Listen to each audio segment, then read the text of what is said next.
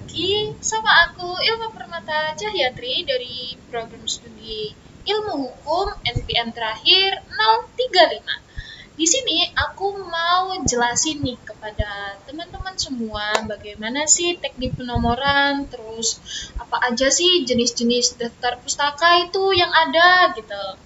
Oke, tanpa berlama-lama, ayo kita jelasin. Mari aku jelasin ya teman-teman. Yang pertama itu ada teknik penomoran. Enumerasi adalah tata cara penomoran butir-butir permasalahan dalam penulisan makalah, skripsi, karya ilmiah, penelitian, dan lain sebagainya. Nah, dari sumber yang aku dapat nih ya, teknik penomoran itu ada dua. Ada yang sistem campuran, ada juga yang sistem menggunakan angka penuh. Apa sih bedanya? Ayo kita ulik semua. Yang pertama, sistem pencampuran. Contohnya, itu seperti di tulisan bab 1. Itu menggunakan angka Romawi 1. Terus, A, titik latar belakang. B, titik tujuan. Terus di poin tujuan itu ada anaknya lagi nih, atau ada poinnya lagi. Kayak 1, titik tujuan utama. 2, titik tujuan khusus tuh. Kan mereka campuran nih ya, dari yang bab 1 tadi pakai Romawi, terus di subbabnya itu pakai huruf, terus di anak subbabnya itu pakai angka gitu. Terus C, manfaat, dan selanjutnya. Nah, kalau yang sistem angka penuh itu gimana sih? Kalau sistem angka penuh itu bab 1 menggunakan 1 Romawi. Itu kan angka teman-teman. Terus 1.1 latar belakang, 1.2 tujuan, 1.2 di anak subbabnya tujuan, 1.2.1, terus 1.2.2. Kenapa bisa begitu? Karena dari poin yang 1.2 adalah milik tujuan. Jadi anaknya juga harus mengikuti dong. Nggak bisa kalau tiba-tiba 1.4.1 itu, tidak bisa teman-teman. Itu anak siapa itu? Bukan anaknya tujuan. Jadi kalau mau bikin poin baru di bawah subbab itu tadi, kita mengikuti angka awalannya. Kayak tujuan tadi kan 1.2.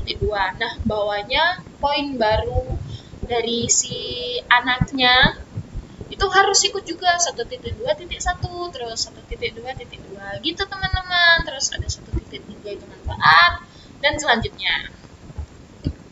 Nah, masuk yang kedua nih ya, kita bakal bahas macam-macam gaya penulisan daftar pustaka. Sebenarnya gaya penulisan daftar pustaka itu ada banyak teman-teman. Cuman di sini aku hanya mengangkat 4 saja. Apa aja itu? Nah, yang pertama ada apostyle.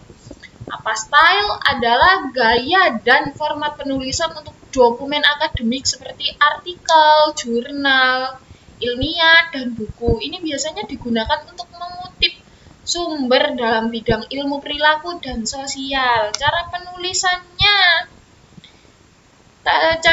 menulis daftar pustaka dari internet format apa dijelaskan dalam panduan gaya American Psychological Association atau IPA yang berjudul Publication Manual of the American Psychological Association. Nah, cara penulisannya tuh gimana? Yang pertama itu ada nama belakang penulis, inisial nama depan penulis, tahun terbit, judul buku dicetak miring, edisi buku jika ada, dan penerbitnya. Ini ya teman-teman, contohnya aku ambil Nanda, S dalam titik, dalam kurung 2019 tutup kurung, titik, yoga untuk pemula. Nah, ini tuh harusnya miring teman-teman, cuman gak tahu kenapa ini ya, kanvaku gak bisa dimiringin, jadi tak garis bawain aja biar teman-teman bisa lihat gitu loh. Yoga untuk pemula, titik, Jakarta, titik 2, Pusat Bugar. Berhubung ini edisi bukunya tidak ada, jadi tidak usah dicantumkan, nggak apa-apa teman-teman. Karena di sini tulisannya jika ada, jika tidak ada pun nggak masalah. Yang kedua ada MLA Style. MLA Style atau Modern Language Association dibuat sangat sederhana dan cukup mudah bila dibandingkan gaya penulisan daftar pustaka yang lainnya. Gaya MLA biasanya digunakan dalam kutipan, daftar pustaka, pada bidang seni, bahasa, sastra, bidang agama, Pancasila, kewarganegaraan, ilmu sosial dasar, ilmu alamiah dasar, dan ilmu budaya dasar. Gimana sih gaya penulisannya? Ini, mari kita bahas. Yang pertama ada nama belakang penulis, koma, nama depan, titik, judul buku dicetak miring, edisi, koma, penerbit, koma, tahun terbit, titik. Nah, di sini ada Jonathan K. titik, Bayern Growth, Library and Development, Annals of Library Research 40, titik. Ini edisi ke-5. Penerbitnya kok tidak ada ya teman-teman?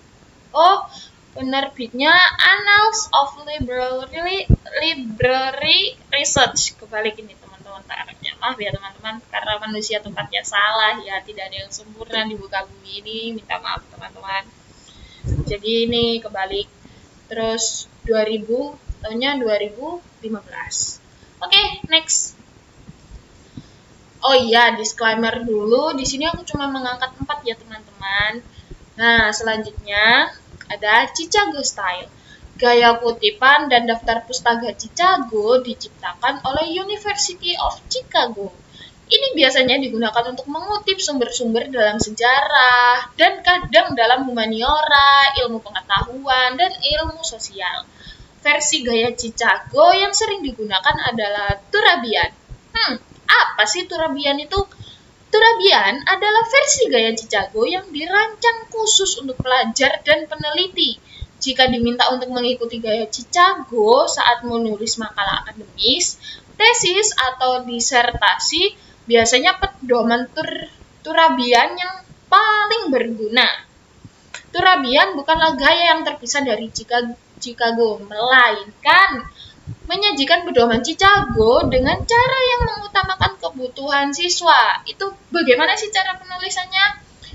Penulisannya itu nama belakang penulis, koma, nama depan, titik, judul buku dicetak miring, titik, tempat terbit, titik 2 penerbit, koma, tahun. Karena ini aku contohnya dapatnya gini guys.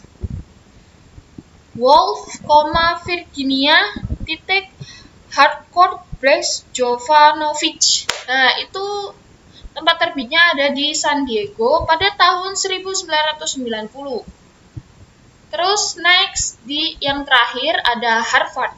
Gaya daftar pustaka Harvard sering digunakan dalam bidang ekonomi. Tidak ada panduan khusus atau secara resmi yang berarti ada beberapa variasi. Seperti apa style, Harvard style didasarkan pada sistem penulisan tanggal. Harvard style didasarkan pada adalah gaya referensi yang paling umum digunakan di universitas Inggris. Dalam gaya Harvard, penulis dan tahun dikutip dalam teks, dan rincian lengkap sumber diberikan dalam daftar pustaka. Jadi rinciannya itu ada nama belakang penulis, inisial, tahun, judul buku, dan kota terbit. Nah, contohnya di sini aku ambil Darwin, K, titik, 2013, panduan penulisan untuk siswa, Polit Press. Itu judulnya. Nah, kota terbitnya ada di Cambridge. Oke, teman-teman, sekian penjelasan dari aku tentang teknik penomoran dan macam-macam gaya penulisan. Mohon maaf jika ada salah kata atau pengucapan atau ada bahasaku yang mungkin kurang berkenan ya di hati teman-teman. Mohon maaf karena manusia itu tempatnya salah teman-teman. Tidak ada yang sempurna di dunia ini kecuali Allah. Sarangi teman-teman, terima kasih sudah menonton video tutor. Nah, terima kasih ya sudah mendengarkan sedikit penjelasan yang mungkin kalian bakal paham atau enggak itu Diam. nggak tahu, itu kalian yang tahu. Jadi cukup sekian penjelasan dari aku. Semoga nilai kita semua di atas KKM ya teman-teman. Amin. Oke, sekian teman-teman. Sampai bertemu lagi di tugas video selanjutnya jika kita akan bertemu. Oke, dadah. Wassalamualaikum warahmatullahi wabarakatuh. Dadah teman-teman. Terkejut abang terheran-heran sebab abang belum pernah ke sana.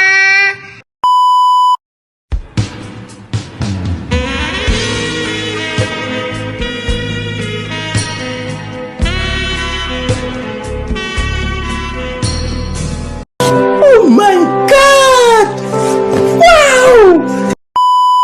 Si Anis pergi ke dokter. Halo Manis, selamat ujian akhir semester.